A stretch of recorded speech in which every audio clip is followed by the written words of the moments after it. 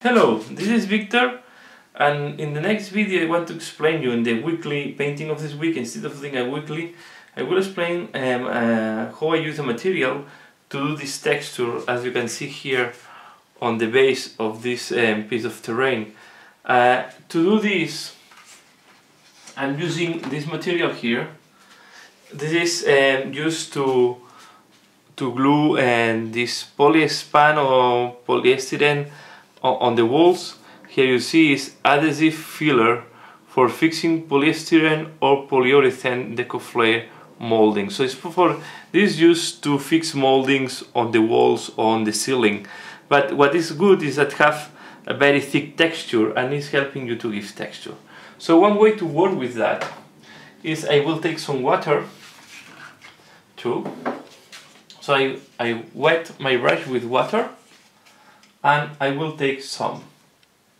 Okay, as you can see, it's really thick, and I will splatter. I will put this on the base. Okay, so you put this directly on the base. As it's like plaster. It's very similar to the plaster.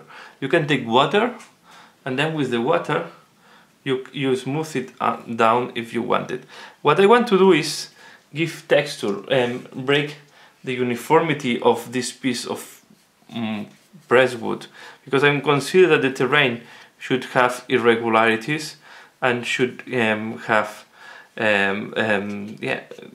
is not flat, especially if it's just ruins and is something like that. So I will keep doing that, you can see, and then I will do the same on the other side.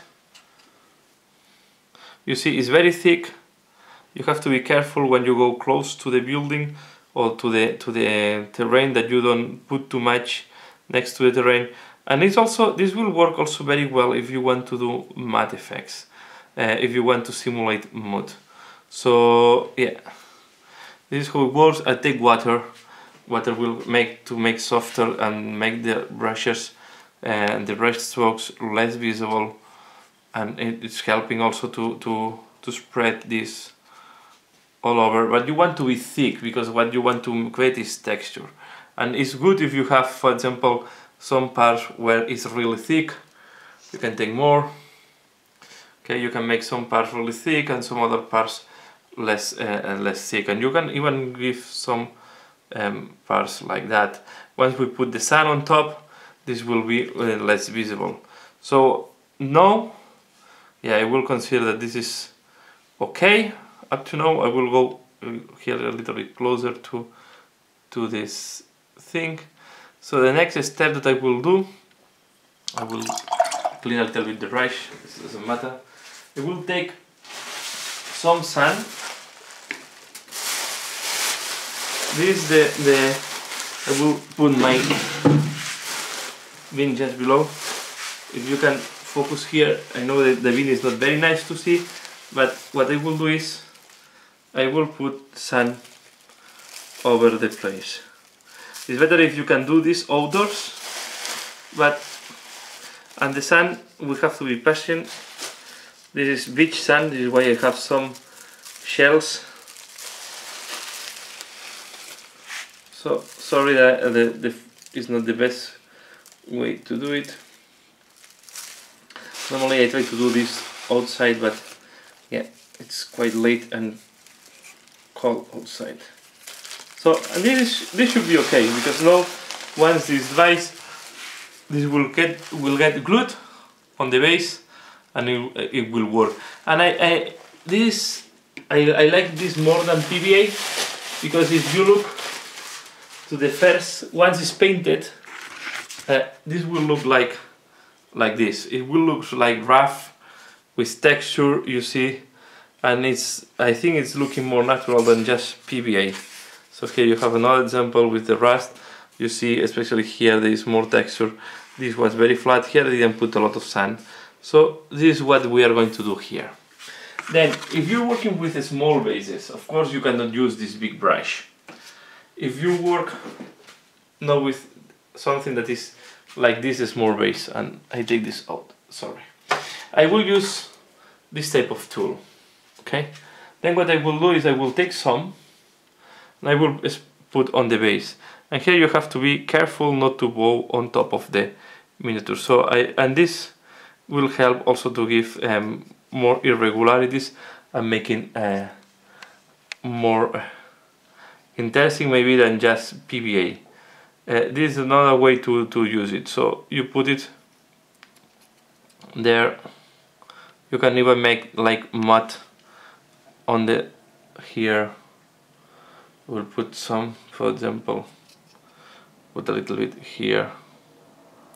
So, and even this, in that case, you don't need to put too much sand. So because this will work just okay with even without the sand. So I try to avoid to go on top of the warrior in that case. I wanted to keep it clean, but if you're doing matte, you can imagine that you can go a little bit on top of the miniature that you want to paint. So here you see, you can take some water as well to help you to spread that. Here in that part is going to be more difficult to do it.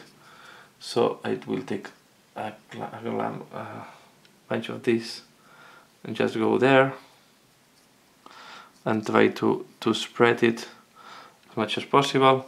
And this is already regular, so we'll give a nice texture. We can go, for example, here. Just you have to be careful not to touch the miniature. Especially you don't want to touch too much the clothes. So it will go like that. Here I will take some more, and I will take this, and I think this will be enough. In the case of a miniature of this size, when you work with, if you want to put some sand, you just take your sand and you put the miniature inside, and you see it will give more texture and more, it will look more natural than just using PVA, because it's giving some more, it's making more irregularities. So once this dries, we are going to paint the sand, but now we have to wait until this dries before doing any other work.